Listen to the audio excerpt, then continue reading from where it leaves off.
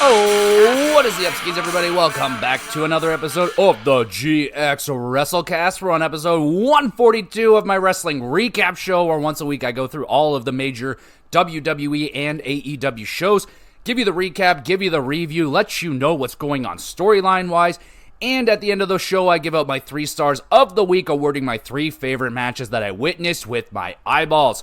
And when there are some pay-per-views like there were this past weekend in Money in the Bank and Heatwave, I will be doing a separate pay-per-view review for said pay-per-views, and that is what we're doing today, folks.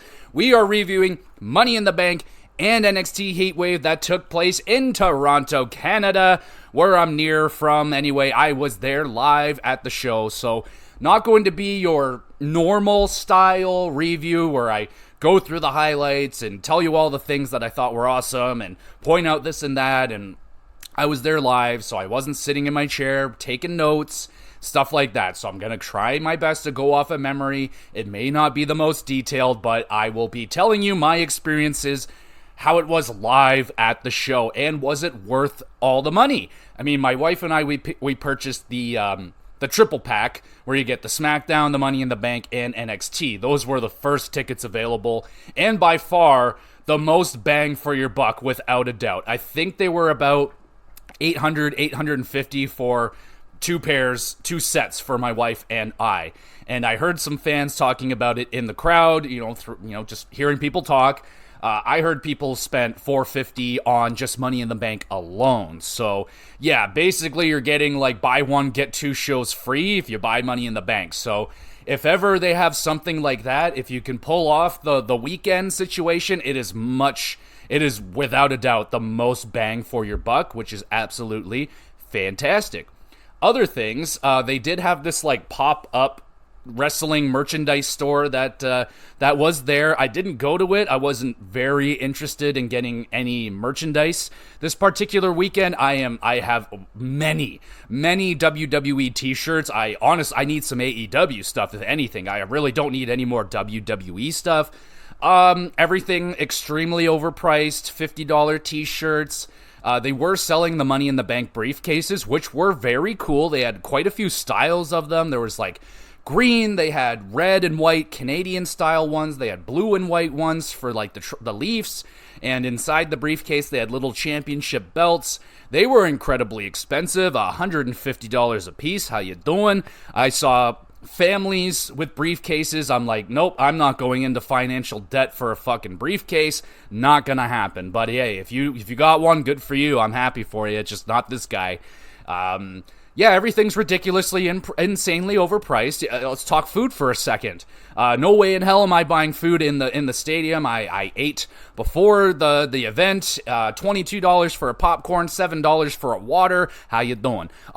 Here's a good one. $27.50 for a chicken sandwich and some French fries. There you go. So insanely highly priced, as always, is the Scotiabank Arena. But hey, they were giving out free C4s in front of the building, to which you could not take in the building. So why were you handing them out to people going into the building? You fucking idiots. I did drink one, though. It was pretty good. I'm not an energy drink guy. All right, let's talk more about the show. How about that? How's that work for you guys? So, again, sitting up in the 300s, I discussed some of the difficulties that we were dealing with the seats. Up in that area, there was a very, very bright light shining on us the entire show. Once in a while it would go down for entrances, but then it would just shine right back up. And it was probably 5 times brighter than any light on that rig. It was just incredibly intense, very unpleasant. So that sucked. And they also had some like speakers blocking the Jumbotron. Not all the way, but it was, some stuff that was going on. The seats were very compact. We had a rather large group of people in our seats, so my wife and I were a little bit smushed, but it got so much better on NXT night. We'll talk about that when we get there, but the atmosphere was fantastic in Toronto, as it always is here.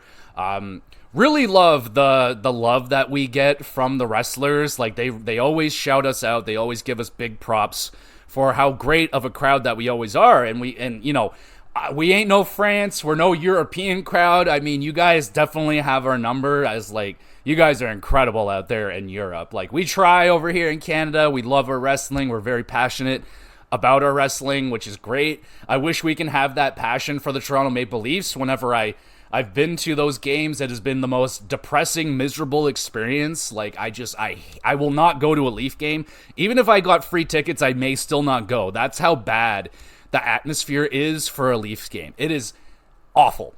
Not like WWE, though. Like, people are having so much fun. I love the atmosphere of Scotiabank with a WWE show in town. It is excellent. People are wooing. We had Joe Hendry chants going on. We had every chant going on. CM Punk chants were pretty hot that night. I wasn't feeling that. I was Drew McIntyre all night.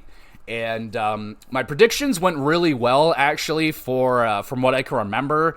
They just went live, so if you think I cheated and just predicted after, I did those predictions last Wednesday, I think. So it is what it is, but I didn't think Money in the Bank was that hard to predict, honestly. If you're paying attention, you look at the match card, you look at the people that are in there, you look at the storylines that have been going around. The only one that... Actually, no, I did get that right, but anyway. We'll get to the show. Let's start talking about the show. I don't think there was anything on the pre-show, honestly. Trying to think back there, I really don't think, I don't remember anything going on in the pre-show. We got there nice and early. Saturday we got into Toronto very early because we're having dinner with some friends before the show, so that was pretty cute. But they kick off the show with the men's Money in the Bank match, which is, you know... They usually start off with the women's. It's nice that the women got to go later. I like that. I mean, honestly, I think it's good to go first. I think people want to go first. If you're not going last, you want to go first, I feel like. But anyway, this match was freaking dope. It had Jey Uso, Carmelo Hayes, Andrade, Chad Gable, LA Knight, and Drew McIntyre. My pick going into this was 100% Drew McIntyre.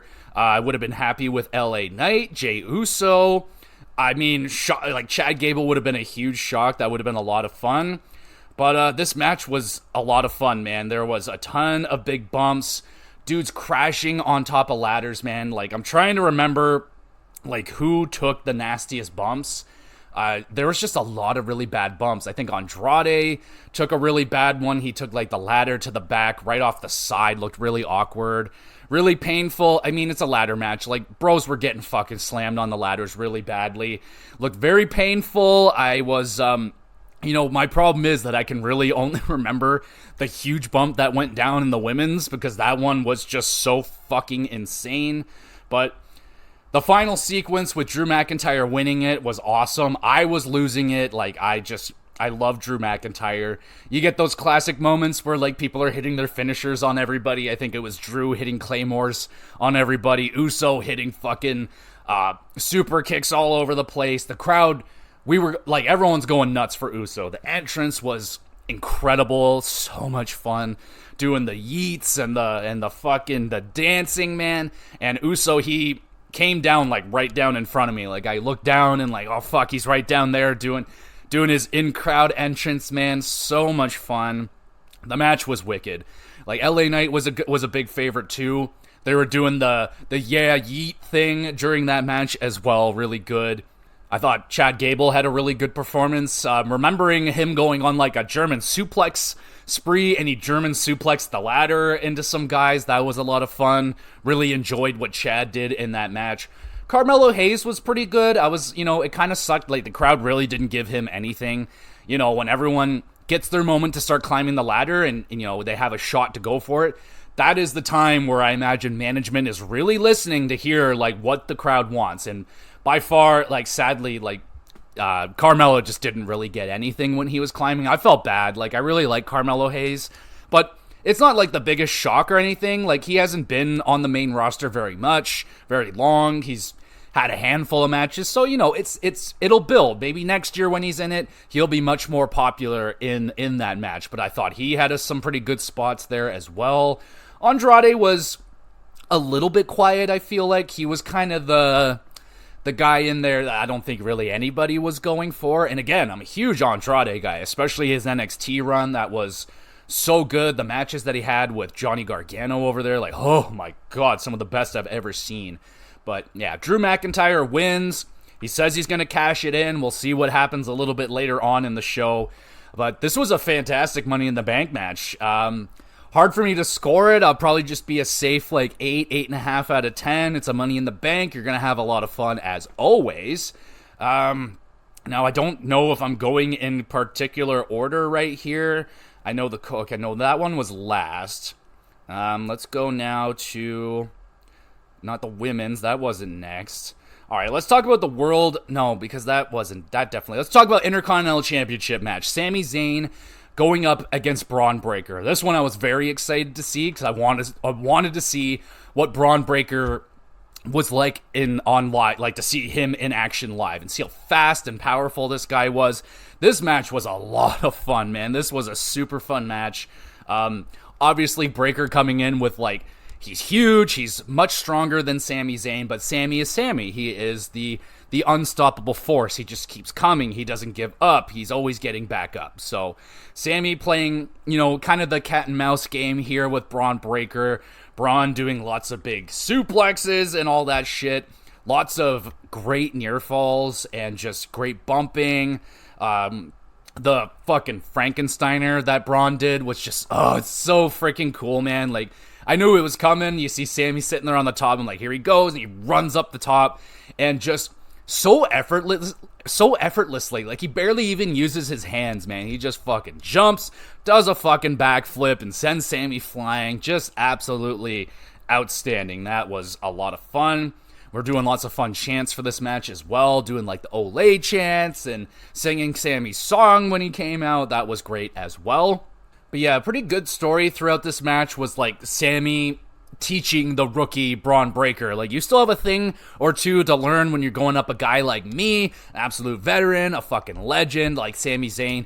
Braun went for a spear and Sami blocked it with a haluva kick, and that was the end of the match. Great match. I thought it was very back and forth, great near falls, very, very entertaining match to watch live. Really, really enjoyed that match. Now let's talk about this fucking John Cena moment, bro. Holy shit. Okay, so Trish Stratus was in the building, her hometown, Canada. She was there at the beginning. I think she kicked off the show with the welcoming everybody, so that was fun. Then she came back out. And she's talking, she's like, oh, you guys were loud, you guys are nice and loud. And then I saw like the loudness meter pop up. I was like, okay, what's going on? Like, is something's about to happen. And then it happened. Fucking John Cena came out, and I shit you not, I jumped out of my seat. I didn't even know what we were cheering for yet. I just knew something crazy was happening, and then I saw it was John Cena, and I fucking, like schoolgirl, I was jumping around. I was like, oh my God. And it's so strange to me, man. Like, if me today had a conversation with 2006 me, who was the biggest John Cena hater, like, I don't even know how to explain, like, how at this point in our lives and in John Cena's career that we love this man so much. Like, I love John Cena. Just more the human, not the performer. Just, I think him as a human, everything that he's done for fans and children. He is so humble now. He is just, fuck, man. I love that guy. He's just such a good dude. And the announcement, John Cena buttering up Toronto so much. Oh my goodness, he was just buttering us up. Oh, you guys are so awesome in Canada. You guys are, John, you're spectacular. And then he drops the bomb on us. He's like, yo, this is going to be my last year. I am retiring. This is my retirement tour. It begins now. And he's like, it's going to be my last Elimination Chamber. This will be my last WrestleMania. This is going to be my last SummerSlam, so on and so forth. So now that's just sent the ball rolling for tons of possibilities. I'm hearing that Cena is looking to do like over 40 dates this year. So he's going to be much more active in his final year. It's just like, what is in store for John Cena? We all want him to do, like, my big storyline is like, you have to finish it with Randy Orton. You have to somehow get Randy Orton onto 16 championships.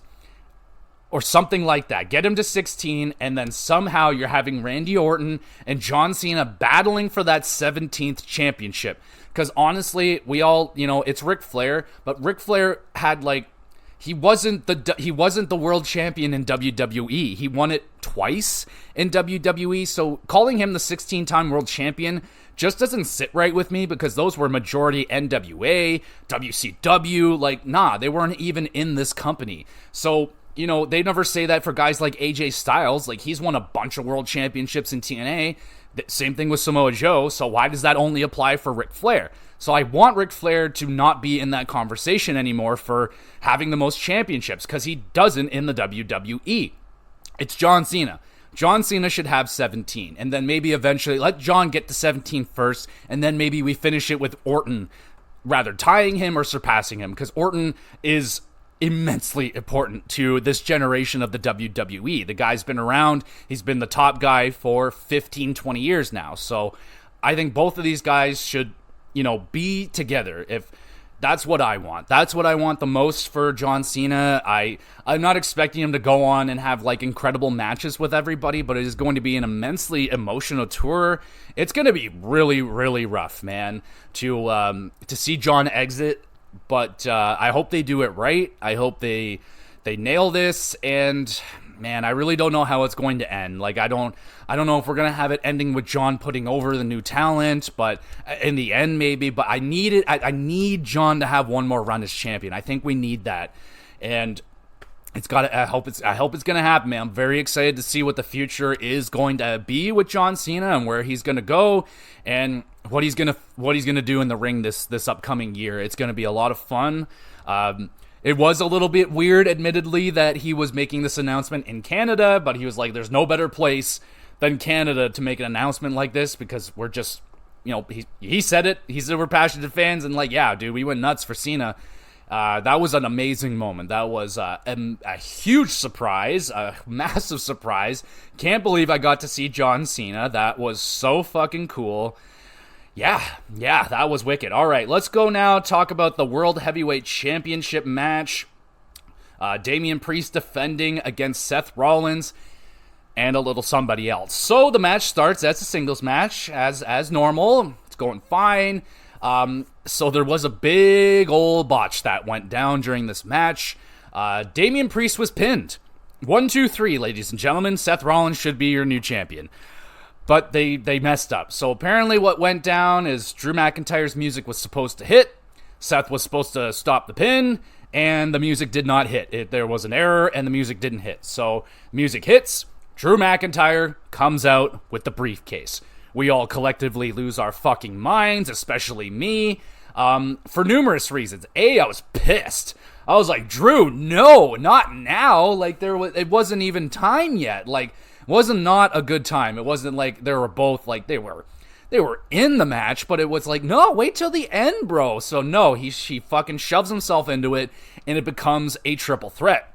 Immediately misses the fucking Claymore, almost loses right there. He gets close, but of course, that fucking piece of shit CM Punk shows up again, fucks over Drew McIntyre, and Damian Priest retains the championship. CM Punk is dead to me. Fucking your dog. I like your dog, but I want your dog to be kidnapped, and you no longer get Larry. That's what I need to happen. I will kidnap Larry, and Larry will be mine now until Drew gets his revenge. But again, this is masterclass storytelling between CM Punk and Drew McIntyre. This rivalry is going to get so insane. It's already insane. Amazing. I am just why do they hate Drew McIntyre so much?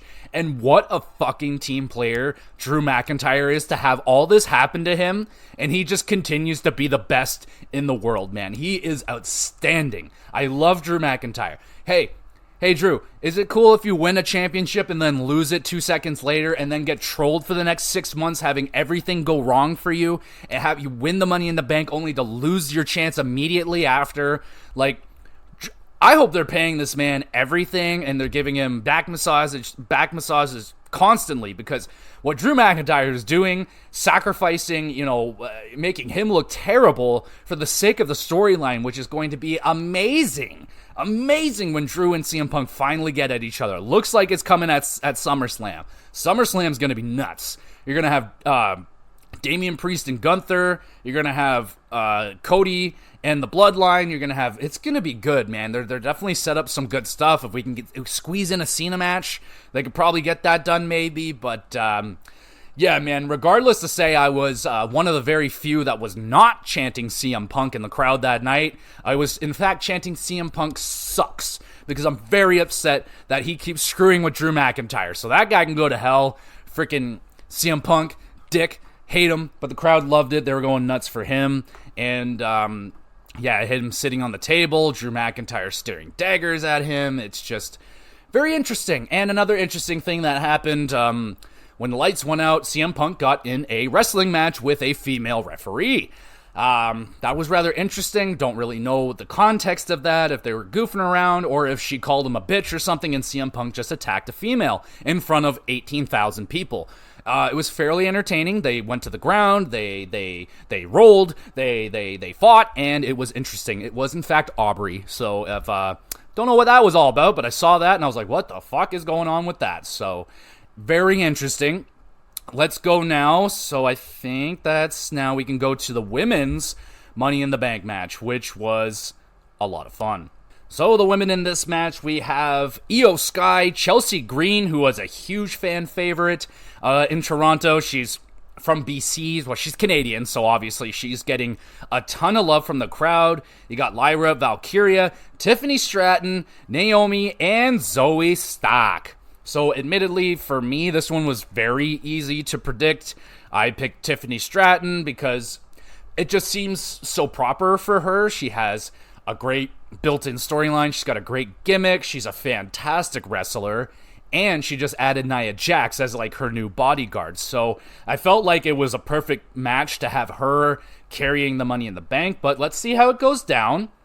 I will say that this match wasn't as, let's say, smooth as the men's did. There were definitely, they definitely had, areas. They're like, okay, we got to do this, and we're going to go here, and we're going to do that. This is the plan. And, sometimes it wasn't executed as smoothly as it could be. I like the opening with all the women just kind of, scattering out, grabbing the ladders, and Green was entertaining throughout it because she was, she doesn't really like climbing ladders. I don't think she likes heights. And she was placing it in the wrong areas. And you're like, no, that's not the right spot. Put it over here. And you're like, oh, Chelsea, what are you doing? I forget who it was, but someone leaped up onto a ladder. That was some cool shit. Again, really, the only thing I can remember the most from this match was the absolutely fucking ridiculous bump that Chelsea took. Tiffany, she did a fantastic moonsault to the outside. I remember that. That was really good. Well, let's just talk about this bump with Chelsea, because I just have to talk about it. That was one of the craziest bumps I've seen in a minute in a ladder match. So that took me right back to the old school TLC matches. You watch those matches, watch those bumps. They're not doing those bumps no more. You don't see people in the ring on the ladder getting knocked off of the ladder and then falling all the way out to the floor. More often than not nowadays, they will hit the ropes, they'll bounce off, they'll hit the ropes, fall back into the ring, or they'll maybe crotch themselves on the rope and tumble over. But back in the day, man, they would just take these gnarly, 15-foot drops to the floor and just, hit through tables, through whatever. That was just very common, and on even bigger ladders than they have now, like the 20 fucking foots. You're just gone, bitch. So Chelsea Green, they set up 2 tables on the outside on my side of the arena, which is great. So I can see the tables perfectly. I'm like, okay. So they got 2 tables set up out there, and I'm like, okay, so something's going to happen with that at some point. Getting later on into the match, Chelsea is up there. She's on the ladder. She's got her hands on the briefcase. People are going nuts, and here comes Tiffany Stratton. Stratton runs up, and she knocks the ladder over, and Chelsea goes over the ropes, through both the tables, and wow, perfect bump. She fucking nailed it. She nailed those tables so good. excellent crash. Triple thumbs up for Chelsea Green for the bump of the night. One of the bumps of the year. That was so fucking good. I loved it. We're going nuts. Holy shit chance for sure. Like, that was insane. And she proceeded to not move a muscle for about 7 minutes. Thankfully, I'm pretty sure she's okay enough. Obviously she's probably going to be a little banged up, but no serious injuries or anything like that. Execution was beautiful, Chelsea. So Chelsea was fantastic. She had a great performance. Crowd was loving her. Tiffany was ridiculously awesome. In terms of everyone else, I'm trying to think, like, if they had anything that really came out to mind. I felt like Zoe was pretty damn good. I was cheering for her really hard. Not a lot of love for Zoe. Again, she's one of the newer call-ups that hasn't had a lot of TV time just yet. Definitely not on the level of Tiffany Stratton, who's been taken care of pretty well. But understandably, she is an incredible talent. So having her win the Money in the Bank makes a lot of sense to me. That's the girl I had winning the match. Io Sky, I feel like, did she not win one already? But Io is always awesome. I love Io Sky. I love seeing her entrance live. Like, she's one of my favorite entrances. It's just so cool. The music is great. Lyra, I don't remember anything with Lyra, sadly. I don't really remember much with what Naomi was doing out there. Probably some butt stuff. I think she did a really cool split, like big splits leg drop on top of the ladder. That was pretty nice. But it was a really good fucking Money in the Bank. I'd hit it with like a 7.5, 8.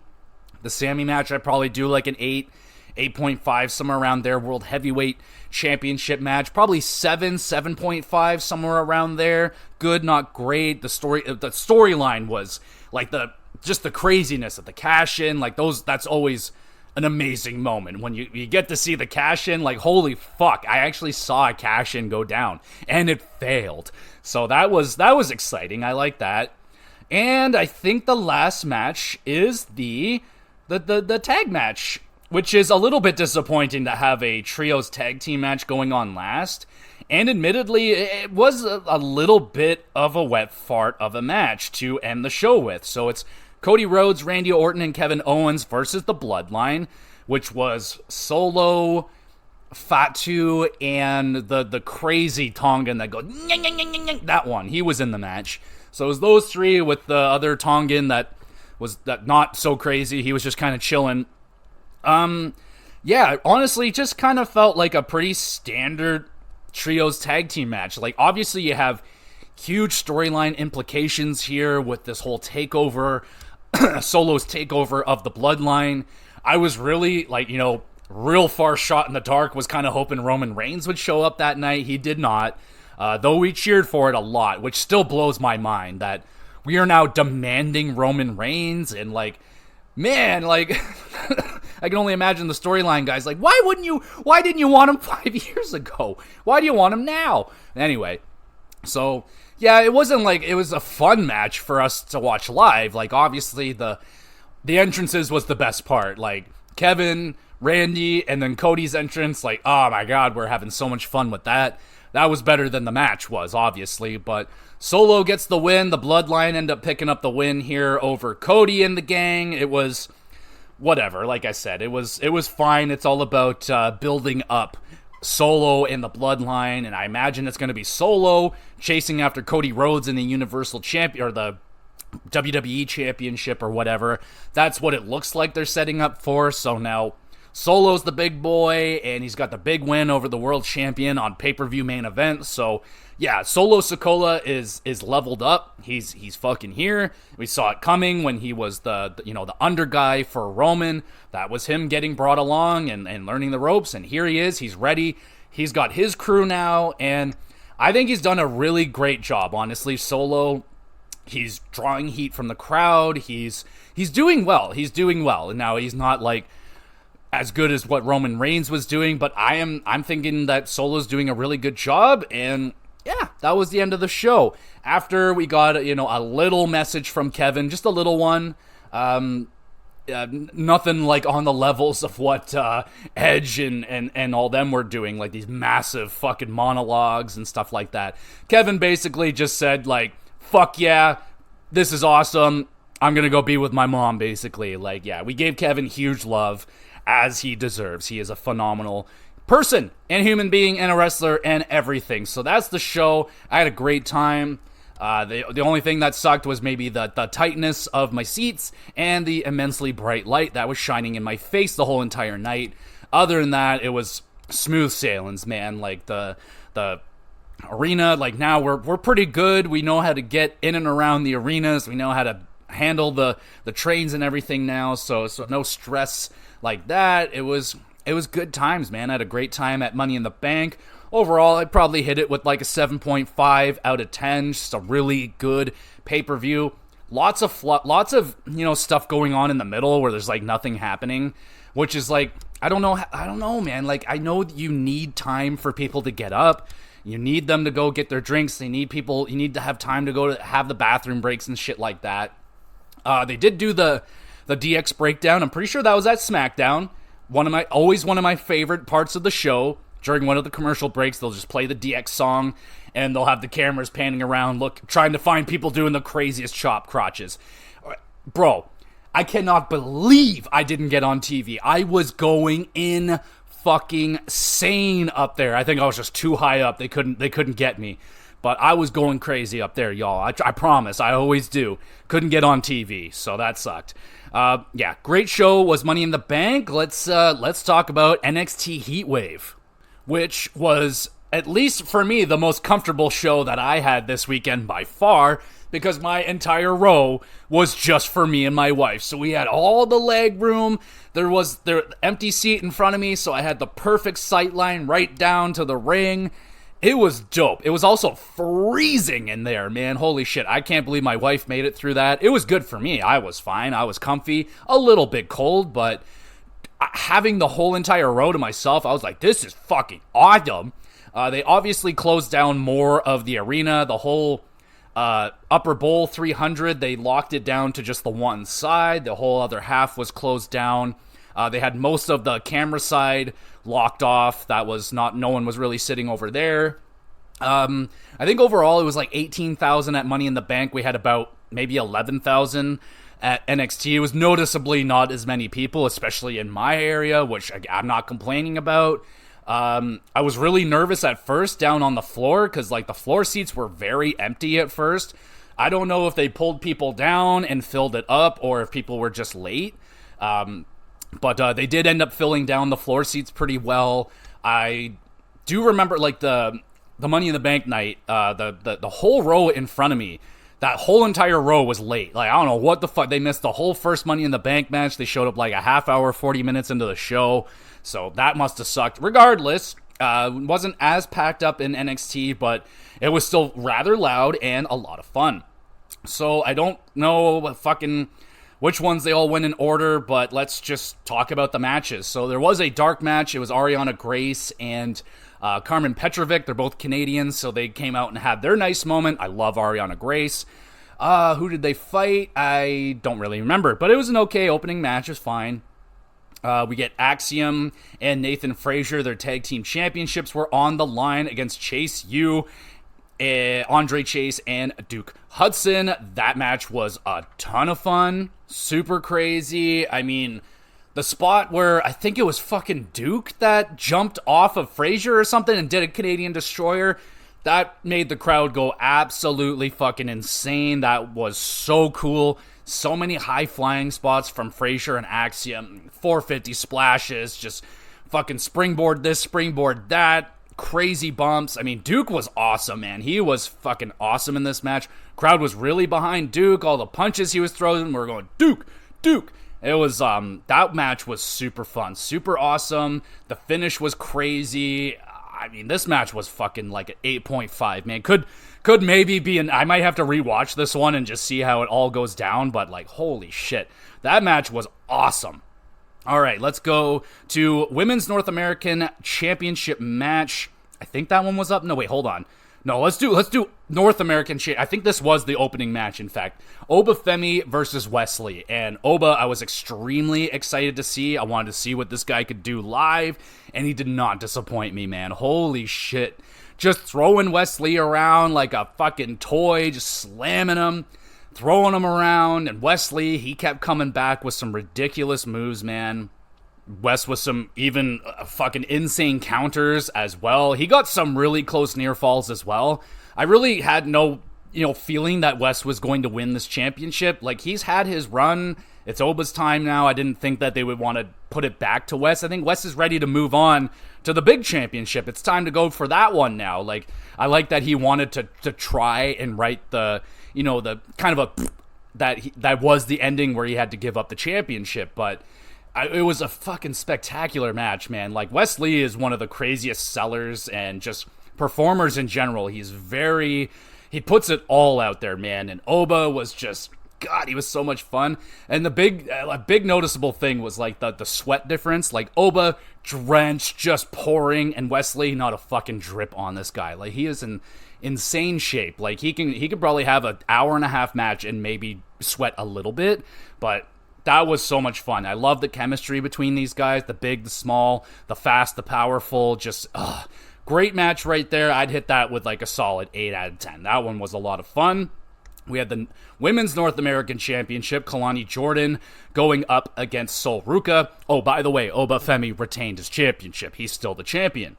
So Sol Ruka and Kalani Jordan, these are two women that I expected to start moving up at the company sooner rather than later, and here we are. It's Kalani Jordan. She's the champion now, the first Women's North American champion, and you have Sol Ruka, one of the better up-and-comers, fighting her now. And yeah, it was good. It was a good match, very athletic. Like, both of these women are silly athletics. They're doing handstands and flips and cartwheels and all that shit. Really fun. It was almost like a modified, like, lucha style that they were fighting with. It was really good.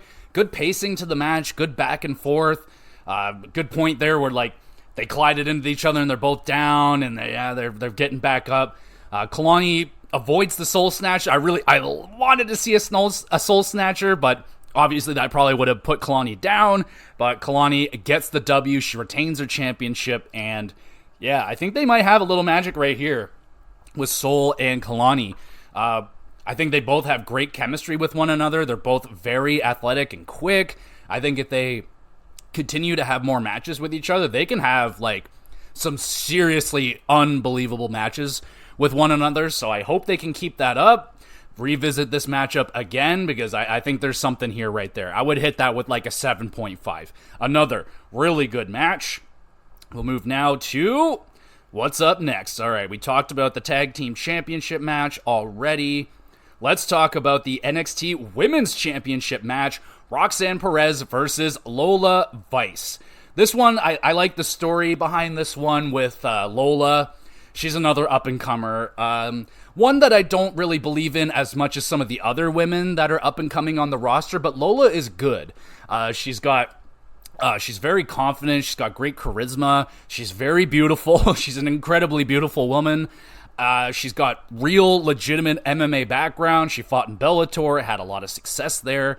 So there's a lot of great things here. It's just, she's got to work on her promos a little bit. Her matches are fine. They're good. It's that Shayna Baszler style where you're MMA, there's going to be a lot of striking and kicks and stuff. The odd maybe suplex and thing like that. But yeah, she's solid. She's just not like my favorite up-and-coming female right now, but she's getting a world title shot. Let's see how she does. Also, the whole the Latina, the Cuban American, and her very passionate promo that she cut the other week on NXT, talking about fighting for her family, having to become a professional fighter at 18 just to provide for her family and help her mom out and become the first Cuban American to become the NXT champion. That's also on the line for her as well. Her family, I believe, was there in the crowd. So yeah, there's a lot here. And then Perez lately, man, I didn't like Perez like a year ago when she was the happy-go-lucky, happy to be here.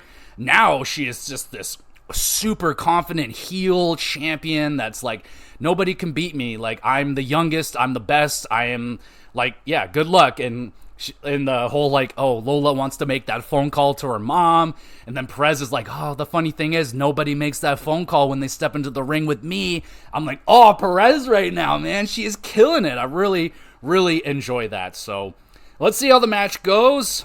I like the match. I thought it was a fun match. You get the nice slap fight at the beginning.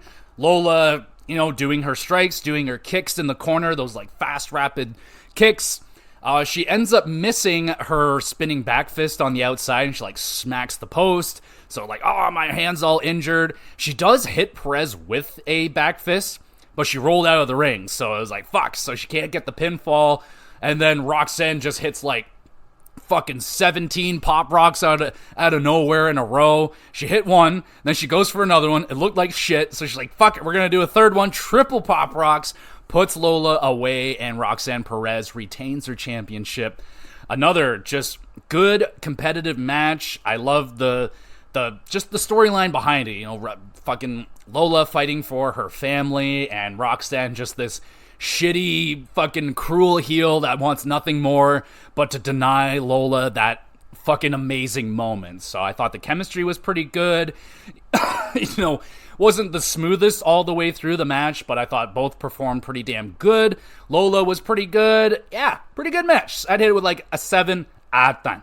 There was a short little like video segment that they had between Lexis King, who was like celebrating July 4th, and then he was talking shit about the Don, I think.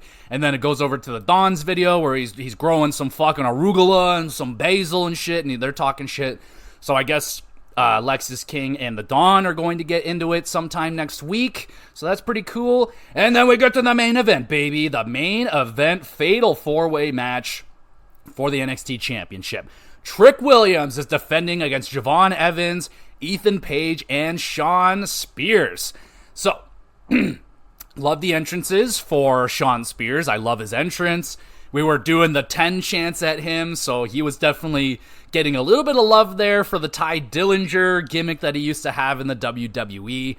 I love his white chair. That thing's so cool. The Trick Williams entrance was amazing, doing the whoop that trick stuff. That was fun. I was a little bit nervous with this match because I think it started around 9, and I thought the show was going till 10. So I'm like, is this going to be an hour-long match right here? No, it wasn't. The show actually ended at 9:30. So that's the thing. So it's a fatal 4-way match. There's no rules, so you can use whatever you want. And the storyline coming in is, you know, you have the friendship of Trick and Javon, but Javon's kind of like Trick was when he showed up. He's kind of just really excited and hyper, and I just want to wrestle. And Trick now, the champion, he's like, yo, you got to like realize where you're at right now and realize how important this opportunity is for you. So a little bit of tension there.